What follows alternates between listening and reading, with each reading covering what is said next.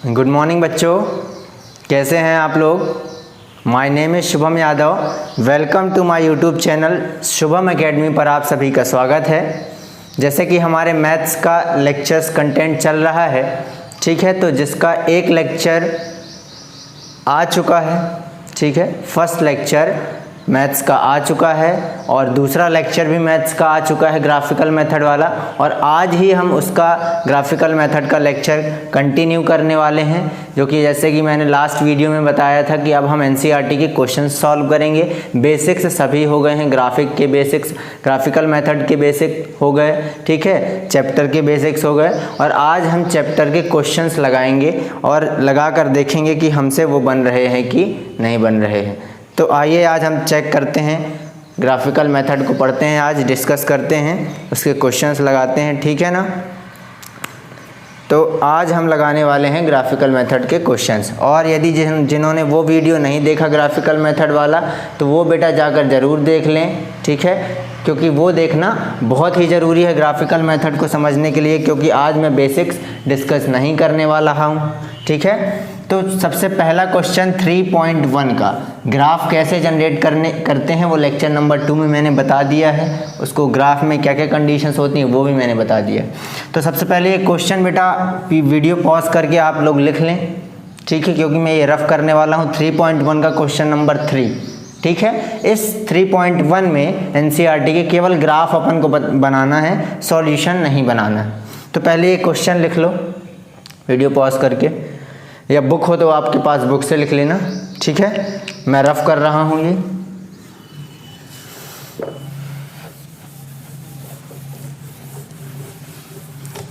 तो आइए आज हम क्वेश्चन नंबर 3 पर पढ़ते हैं। जैसा कि मैंने ग्राफिकल मेथड के लास्ट लेक्चर में बताया था कि जहाँ पर लाइन इंटरसेक्ट होती हैं ग्राफ में वहीं सॉल्यूशन होता है। देखो बेटा, कई चीज़ आप मान लो इंटरसेक्ट नहीं हुई तो क्या सॉल्यूशन नहीं होगा, ये सब कन्फ्यूज़न अभी आने वाली है। तो इस क्वेश्चन को करते हैं और वो कन्फ्यूज़न हम दूर करते हैं कि क्या यदि लाइन इंटरसेक्ट होती हैं तभी सॉल्यूशन मिलता है, नहीं तो क्या होगा, ठीक है। तो इस क्वेश्चन में लिखा था कि मैं बुक ले लूँ, लिखा है the cost of 2 kg apples, ठीक है। क्वेश्चन में क्या था, the cost of 2 kg apples. अब यहाँ देखो वेरिएबल और कांस्टेंट किसको बनाना है, and 1 kg of grapes, 2 kg of apples question में लिखा है, इनकी cost of 2 kg of apples and 1 kg of grapes, ठीक है। इनकी कॉस्ट कितनी दी है, वैल्यू कितनी दी है 160 रुपीज़, मतलब 2 kg एप्पल और 1 kg ग्रेप्स की जो कॉस्ट है 160 रुपी है, ठीक है। तो वैल्यू किसकी चेंज हो रही है, और आगे क्वेश्चन पढ़ते हैं, ठीक है। आफ्टर अ मंथ, एक महीने बाद, the cost of 4 kg apples and 2 kg grapes is 300, मतलब कि इनकी वैल्यू बदल रही है, किसकी, ग्रेप्स की और एप्पल की वैल्यू बदल रही है, मतलब ये क्या है, वेरिएबल्स है। तो यदि मैं सॉल्व करने के लिए क्या करूँ, इक्वेशन कैसे बनाएंगे, जिनकी वैल्यू चेंज होती है वो वेरिएबल अपन लोग बना लेते हैं। तो लिखेंगे सबसे पहले कॉस्ट ऑफ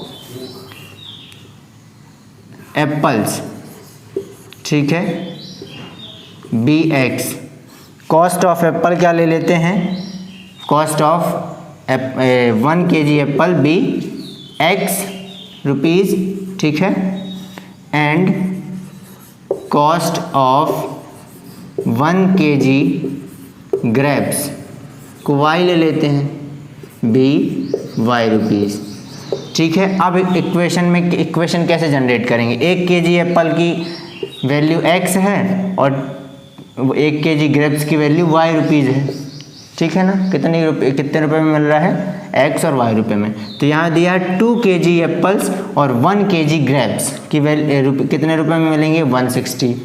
पहले जैसा क्वेश्चन दिया वैसे इक्वेशन जनरेट करते चलते हैं। तो देखो कॉस्ट ऑफ 1 kg एप्पल मतलब x लिया है तो कितनी, 2x, 1 kg का x, 2 kg का 2x, समझ में आ रहा है सभी को। 1 kg का x, 2 kg का 2x और 1 kg ग्रेप्स, मतलब ग्रेप्स की वैल्यू y ही रहेगी। कितने रुपए में आ रहा है, 160 रुपीज़ में। इक्वेशन जनरेट हो गई। किसी को कोई दिक्कत है, हमने कॉस्ट ऑफ 1 kg एप्पल की x रुपीज़ ले ली और कॉस्ट ऑफ 1 kg ग्रेप्स की y।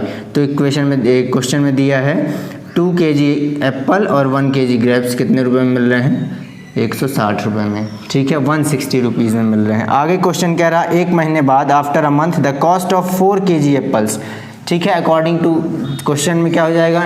दूसरी इक्वेशन 4 kg एप्पल, तो 4x, किसी को कोई दिक्कत है? 4 kg एप्पल्स तो x से इंटू हो जाएगा 4 kg। ठीक है, एंड 2 kg ग्रेप्स तो 2y इज इक्वल्स टू कह रहा है कितने रुपए में है? 300 रुपीज़ में है। तो दूसरी इक्वेशन हो गई।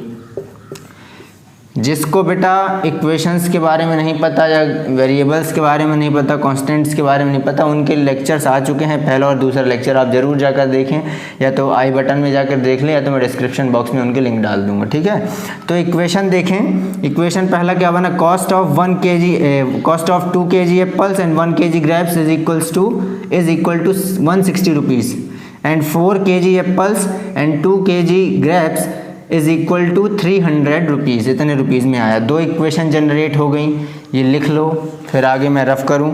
तो हमको अब 2 इक्वेशन मिल गई क्वेश्चन से। ठीक है ना, इक्वेशन मिल गई। अब उन इक्वेशन को हम ग्राफ बनाएंगे।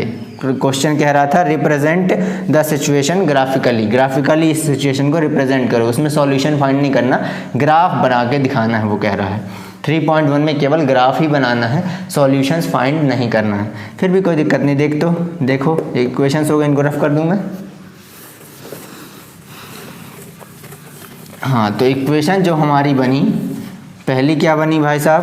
पहली बनी है 2x प्लस वाई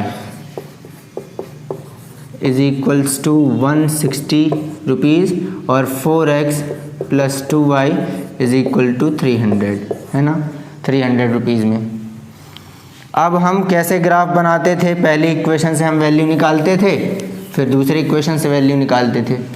तो ये है इक्वेशन फर्स्ट और ये है इक्वेशन सेकेंड। तो फ्रॉम फर्स्ट इक्वेशन क्या हो जाएगी? 2x, एक की वैल्यू सपोज करते थे x की चाहे y की, और दूसरे की उसके रिस्पेक्ट में वैल्यू निकालते थे। तो करेंगे let x is equals to 1 रखे हमने, तो 2 इंटू 1 प्लस वाई। जिसको ये समझ में नहीं आ रहा वो बार बार कह रहा हूँ, लेक्चर नंबर 2 देखें। 2 plus y is equals to 160 and y is equals to, ठीक है, 160 माइनस 2 कितना हो जाएगा? 158। y की वैल्यू 1 x की वैल्यू 1 रखने पर y की वैल्यू 158 आ रही है। ठीक है, x की वैल्यू 1 रखने पर y की वैल्यू 158 आ रही है। दूसरी कंडीशन, ऐसे ही हम यहाँ पे ब्लॉक्स बना लेंगे। ये ब्लॉक्स बना लिए हम इक्वेशन फर्स्ट के लिए। ठीक है, तो x और y की वैल्यू रखेंगे। x की वैल्यू 1 रखने पर y की वैल्यू 158 आ रही। दूसरा, x की वैल्यू हम क्या रखते हैं इस इक्वेशन में? 2, तो क्या हो जाएगी? 2 इंटू 2 प्लस इस इक्वेशन में 2 इंटू 2 प्लस y, ठीक है, इज इक्वल्स टू 160। तो ये हो जाएगा 4 plus y is equals to 160। ये इधर माइनस प्लस में इधर जाके माइनस, तो y is equals to 160 minus 4 and y is equals to 156। y की x की वैल्यू 2 रखने पर y की वैल्यू 156 आ रही है। ये इक्वेशन फर्स्ट से हमने निकाल ली वैल्यूज़। ठीक है, ऐसा ही इक्वेशन सेकेंड से हम निकालेंगे, लिख लो, फिर मैं रफ करूं।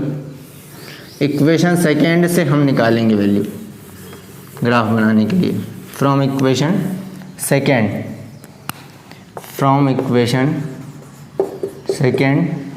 में रखेंगे let x is equals to 1, तो 4 into 1 plus 2y is equals to 300। यहाँ देखेंगे हो जाएगा 4 plus 2y is equals to 300। ये हो जाएगा 2y is equals to 300 minus 4। ठीक है, इधर प्लस में तो उधर जाके माइनस में। 2y इज इक्वल्स टू 296, है ना, और y is equals to 296 divided by 2 से डिवाइड कर दो तो ये हो गया 1, ये हो गया 4 और 8, 148। y की वैल्यू कितनी आ गई? 148 आई। ऐसे ही दूसरी वैल्यू भी निकालेंगे। ये दूसरी इक्वेशन के लिए ब्लॉक बनाओ। एक्स वाई, एक्स की वैल्यू 1 रखने पर वाई की वैल्यू आ रही 148। ठीक है, अब x इज इक्वल्स टू 2 रखो, y की वैल्यू निकालो। तो 4 इंटू 2, ये देखो ये इक्वेशन सेकेंड में रख रहे हैं हम सारी values, plus 2y is equals to 300, और ये हो जाएगा 8 plus 2y is equals to 300, 2y is equals to 300 minus 8, 2y is equals to आ जाएगा 292, और y इज इक्वल्स टू आ जाएगा 292 डिवाइडेड बाय 2, तो ये हो गया 146। y इज इक्वल्स टू आ गया 146। ठीक है ना।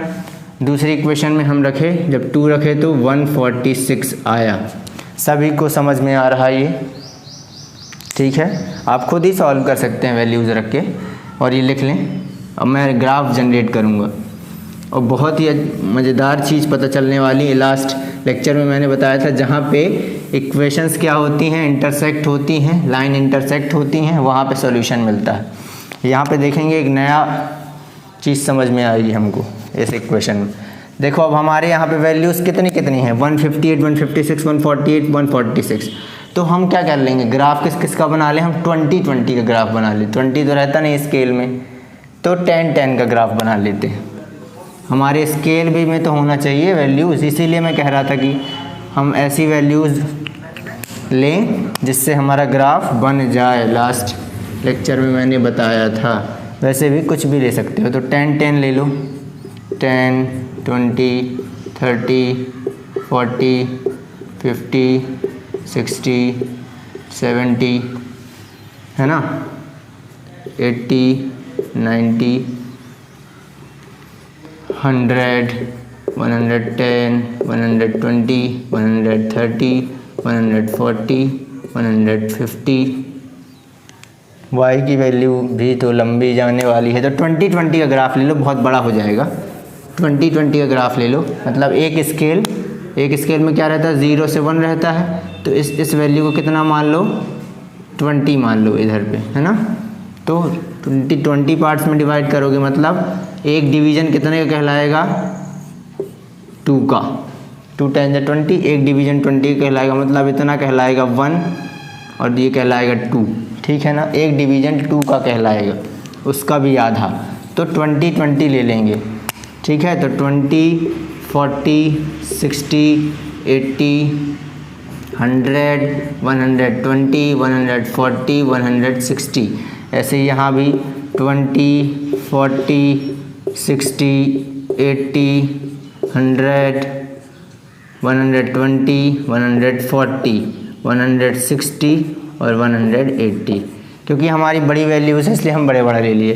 तो x की वैल्यू 1 रखने पर, यहाँ पर देखो 1 मतलब बहुत छोटी जगह, कहीं यहाँ पर एकदम पास में, यहाँ पे x की x एक्सेस है और ये y एक्सेस है, दोनों पॉजिटिव में वैल्यू है, इसलिए नेगेटिव वाली हम लोग नहीं लिख रहे हैं। लिख सकते हो नेगेटिव वाली 3-4 लिख लो, -20, -40, -60 और -80। ये -y एक्सेस है और ये -x एक्सेस। लिख सकते हो, नहीं भी लिख सकते, क्योंकि दोनों पॉजिटिव वैल्यूज़ हैं, इसलिए हम पॉजिटिव पे ग्राफ जनरेट करेंगे। तो बहुत छोटा सा डिवीज़न 1 होगा यहाँ पर, और 1 रखने पर 158 आ रहा। 158 मतलब यहाँ पर भाई 2 डिवीज़न का एक डिवीज़न 2 का है, तो यहाँ पर 10 डिवीज़न होते हैं स्केल में। तो देख खींचेंगे हम, बहुत छोटी सी लाइन यहाँ से आएगी, ऐसे ऐसे ऐसे बाजू से एकदम लाइन के, और यहाँ पे आके कहीं मिल रही मान लो, तो ये हो जाएगा 1 और 158, ये वाला पॉइंट। तुम लोग ग्राफ में स्केल से बनाओगे तो अच्छा साफ सुथरा बनेगा। अभी देख लो एकदम बाजू से 1 से 158 में, और 2 रखने पर 2 मान लो इसके जस्ट बाजू में होगा। 2 रखने पर क्या आ रहा है, 156 मान लो, यहाँ पर 156 है, तो 2 रखने पर इसके ठीक बाजू में, है ना, ठीक बाजू में ये दूसरा पॉइंट मिला। 2 रखने पर 156 आ रहा है। पहली इक्वेशन हो गई है। और हम क्या करते थे, पहली इक्वेशन की दोनों पॉइंट्स को जोड़ देते थे ग्राफ के लिए। तो ये 2 पॉइंट्स हैं, तो इनको हमने क्या कर दिया, जोड़ दिया। तो ये एक लाइन बन गई। ये इक्वेशन फर्स्ट की लाइन है, सभी को समझ में आ गया। अब ऐसे इक्वेशन 1 रखने पर 148 आ रहा है, 1 रखने पर 148 मतलब 145 आधा हो जाए, 145 इधर पे होगा, 148 कुछ यहाँ पे, मतलब ये पॉइंट ये वाला 1 रखने पर 148, ठीक है ना। ये वाला पॉइंट छोटा सा, यदि आपको नहीं दिख रहा हो तो आप स्केल में खुद से बना लेंगे, है ना। यहाँ पे मेरा क्लियर नहीं हो पा रहा है, बहुत छोटा सा पॉइंट है। तो 1 रखने पर 148 आ रहा और 2 रखने पर 146 आ रहा, 146 से और पास में, मतलब यहाँ पे 2 रखने पर 146 ये वाला पॉइंट, 2 रखने पर 146 ये वाला पॉइंट, ये वाला, है ना। अब ये दोनों पॉइंट्स भी क्या हैं, सेम इक्वेशन के हैं, तो सीधी लाइन चली जाएगी, ये चली गई सीधी लाइन, है ना। इस तरफ भी सीधी लाइन चली गई कहीं एक। अब ये देखो, ये वाली दूसरी इक्वेशन की है और ये वाली पहली इक्वेशन की। ये देखो कि ठीक आजू बाजू में ये 2 लाइन बनी हुई है, ठीक है ना।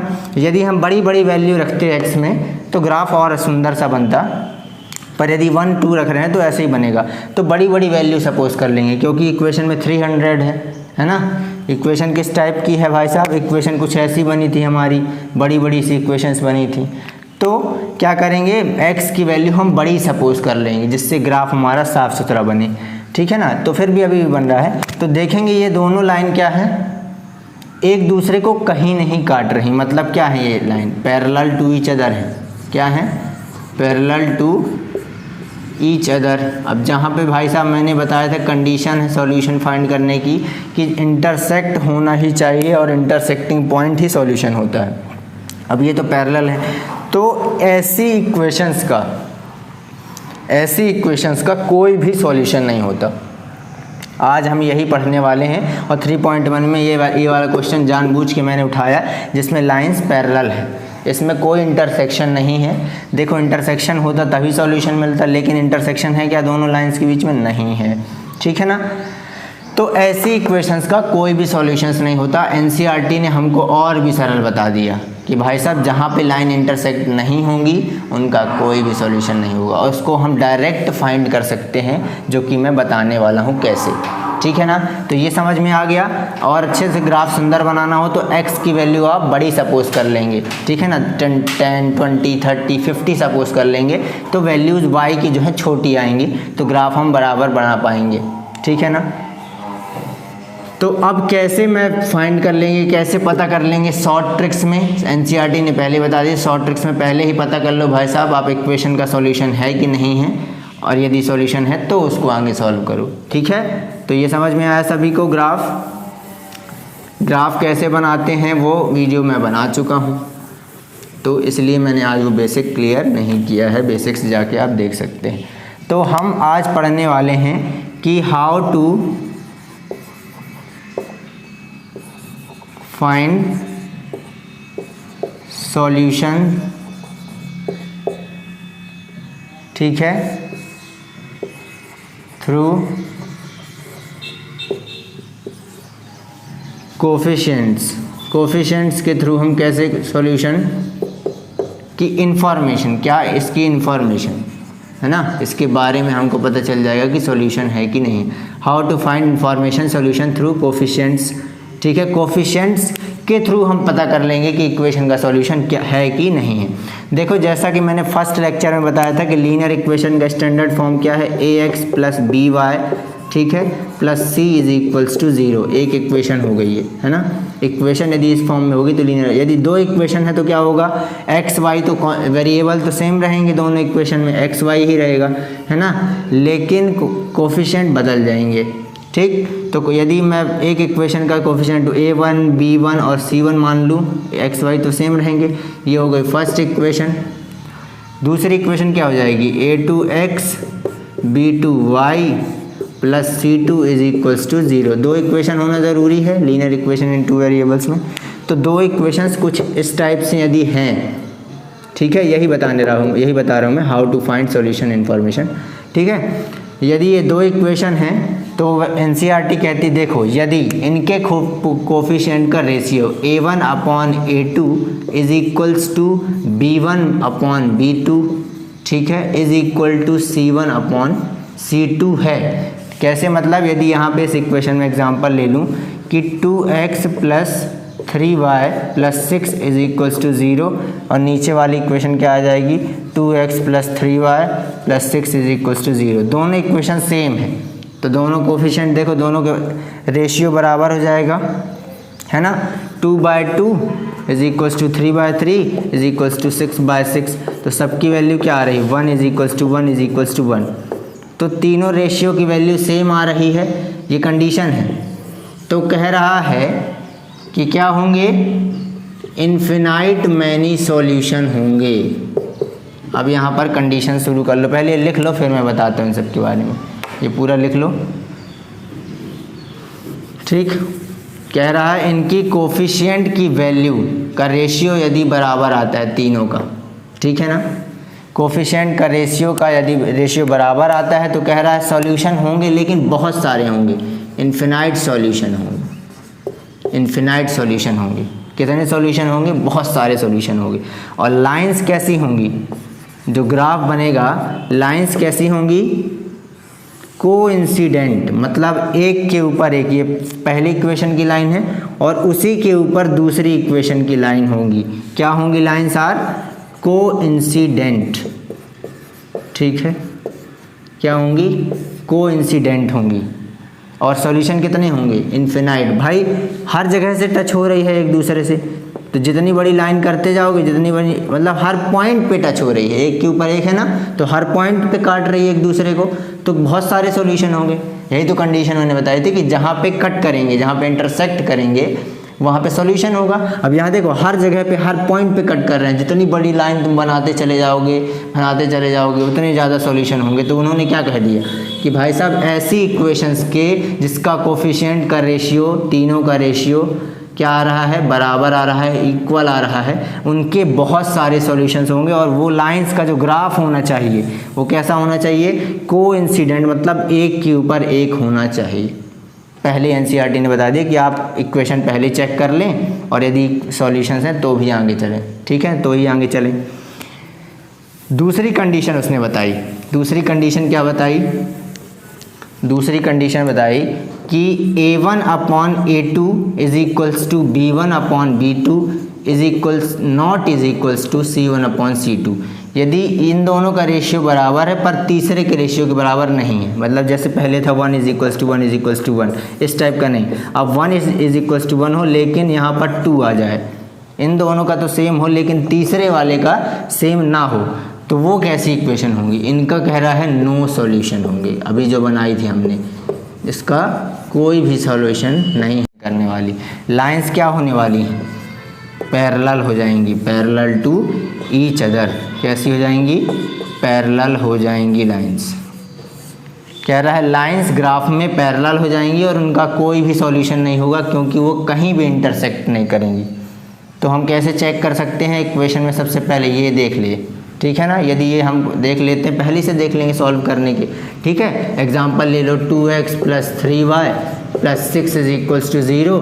इस दूसरी इक्वेशन हो जाएगी 2x + 3y + 8 is equals to 0। तो ये दोनों का रेशियो तो सेम है 2/2 है ना, इज इक्वल्स टू 3/3, लेकिन 6/8 तीसरे वाले का क्या आ गया, ये आ गया 1, ये आ गया 1 और ये क्या आ जाएगा 3 और यहाँ पे आ जाएगा 4, बोल रहा है 3/4।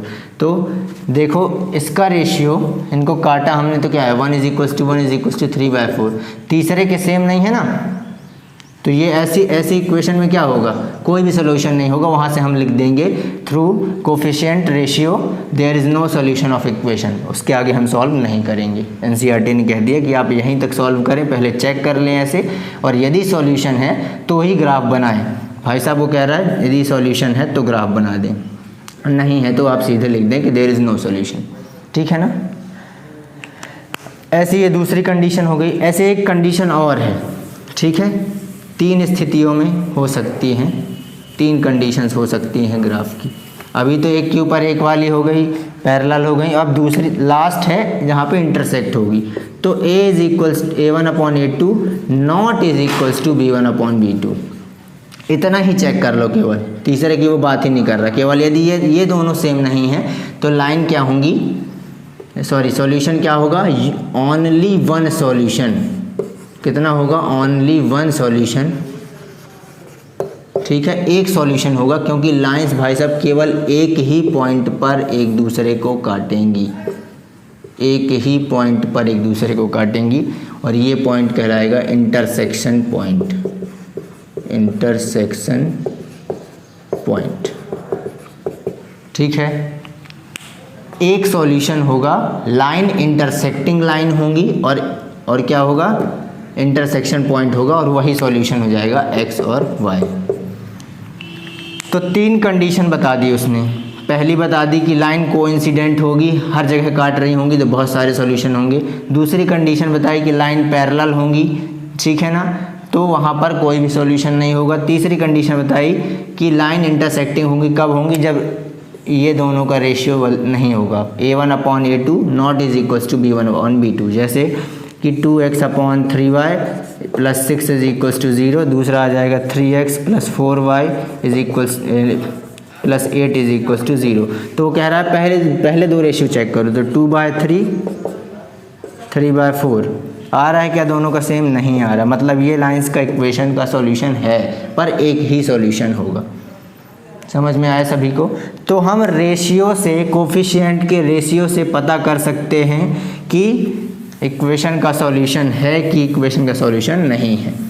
तो तीनों को एक लाइन से मैं लिख दूं, अभी तो समझाने के लिए था, तीनों को एक लाइन से बना लो शॉर्ट में। पहली कंडीशन थी कि A1/A2 is equals to B1/B2 is equals to C1/C2। तो इसमें क्या कह रहा है वो, इसमें कह रहा है लाइन कोइंसिडेंट होंगी, कोइंसिडेंट लाइंस। दूसरा क्या कह रहा है, इन्फिनाइट सॉल्यूशन, इन्फिनाइट सॉल्यूशन है ना, इन्फिनाइट सॉल्यूशन होंगे। दूसरी ठीक है, इन्फिनाइट सॉल्यूशन मतलब कुछ इस टाइप से लाइंस होंगी, जगह जगह पर काटेंगे, एक के ऊपर एक लाइन रहेगी। दूसरी कंडीशन है A1/A2 is equals to B1/B2 not is equals to C1/C2। तो इसमें लाइंस हो जाएंगी पैरेलल, पैरेलल लाइन होंगी तो कोई सॉल्यूशन नहीं होगा, पैरेलल लाइंस नो सॉल्यूशन। और लास्ट कंडीशन उसने बताई, लास्ट कंडीशन क्या बताई, A1/A2 not is equals to B1/B2। यही रेशियो देख लो, तीनों में तो बराबर है। पहला ही रेशियो यदि सही नहीं आ रहा है मतलब बराबर नहीं है, तो कह रहा है लाइंस क्या होंगी, एक पॉइंट पर कट करेंगी, सिंगल पॉइंट पर कट करेंगी, ठीक है ना। लाइंस क्या हो जाएंगी, इंटरसेक्टिंग लाइन हो जाएंगी, इंटरसेक्टिंग लाइन, और वन सॉल्यूशन, एक सॉल्यूशन होगा। सभी इस चीज़ को लिख लें।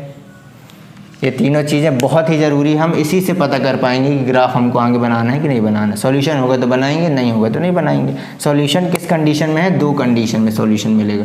मतलब इन दोनों का एक ही मतलब है कि लाइन को इंटरसेक्ट होना बहुत ही ज़रूरी है सॉल्यूशन फाइंड करने के लिए। जहाँ पे लाइन इंटरसेक्ट नहीं कर रही वहाँ कोई भी सॉल्यूशन नहीं होगा। और इस इक्वेशन में हम लिख देंगे देयर इज़ नो सॉल्यूशन।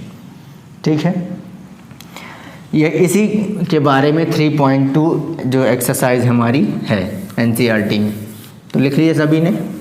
उसका एक क्वेश्चन बस मैं करवा देता हूँ आज, और नेक्स्ट लेक्चर में हम 3.2 पूरा कवर करके ग्राफिकल मेथड कंप्लीट कर देंगे।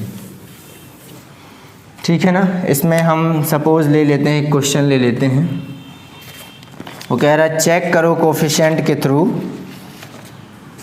कह रहा है इक्वेशन को चेक करना है। 5x - 4y + 8 is equals to 0 equation first है। ये 3.2 का क्वेश्चन है, इसको पूरा डिटेल में करवाएंगे, कभी करवा देते हैं। 7x + 6y - 9 is equals to 0 दूसरी इक्वेशन। ठीक है, ये क्वेश्चन दिया है, बोल रहा है इसको चेक करो कि ये किस टाइप का इक्वेशन है। ठीक है, पैरेलल लाइंस वाला है कि कोइंसिडेंट लाइन वाला है कि इंटरसेक्टिंग लाइन वाला है। तो हम क्या करेंगे, इनका कोफिशिएंट A1 क्या हो जाएगा, कंपेयर करेंगे तो 5 हो जाएगा, B1 कितना हो जाएगा, -4 हो जाएगा, C1 कितना हो जाएगा, 8 हो जाएगा। भाई साइन के साथ रखना है -4, ठीक है। A2 7 हो जाएगा, B2 कितना हो जाएगा, 6 हो जाएगा, और C2 क्या हो जाएगा, -9 हो जाएगा। कहाँ से निकाल लिया हमने, इससे कंपेयर करके। A1 B1 + C1 = 0, दूसरी इक्वेशन A2x B2y + C2 = 0, इससे कंपेयर करके हमने वैल्यू निकाल ली। अब इसका रेशियो निकाल लेते हैं। A1/A2 कितना आ जाएगा, 5/7, B1/B2 कितना आ जाएगा, -4/6, और C1/C2 कितना आ रहा है, 8/9, 8/-9। तो देखो पहला ही जो हमारा रेशियो है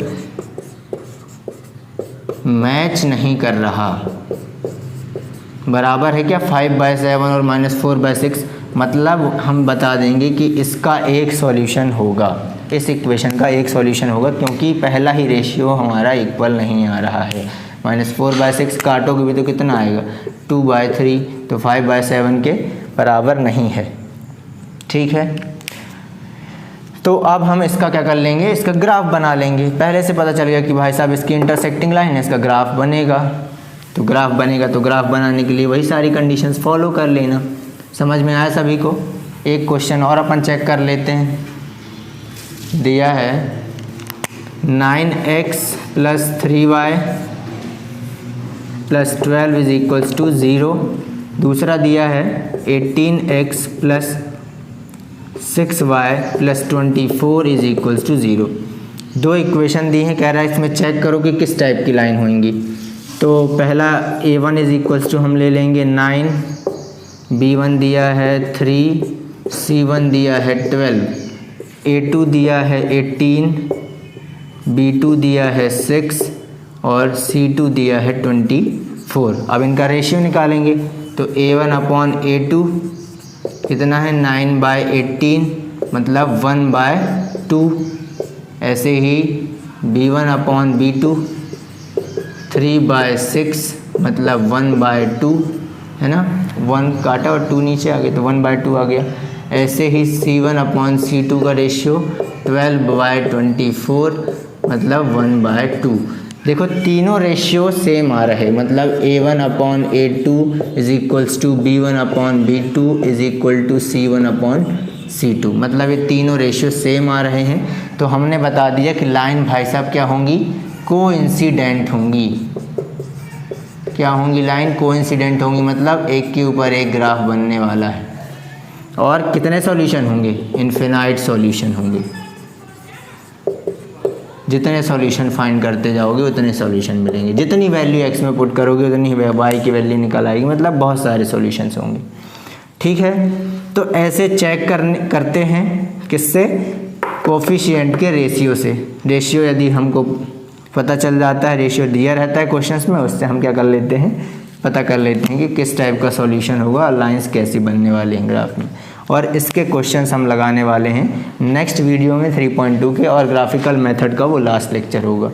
तो आई होप आप लोगों को समझ में आया होगा। और भी कोई कन्फ्यूज़न है तो आप कमेंट बॉक्स में मुझे बता सकते हैं, ठीक है। जिन्होंने वो वाला वीडियो नहीं देखा है, ग्राफिकल मेथड का फर्स्ट लेक्चर, और उसके पहले भी फर्स्ट जो लेक्चर मैंने बेसिक्स का लेके आया था, तो वो आई बटन में जाकर देख सकते हैं, या तो डिस्क्रिप्शन बॉक्स में लिंक में जाकर देख सकते हैं। तो थैंक यू वेरी मच।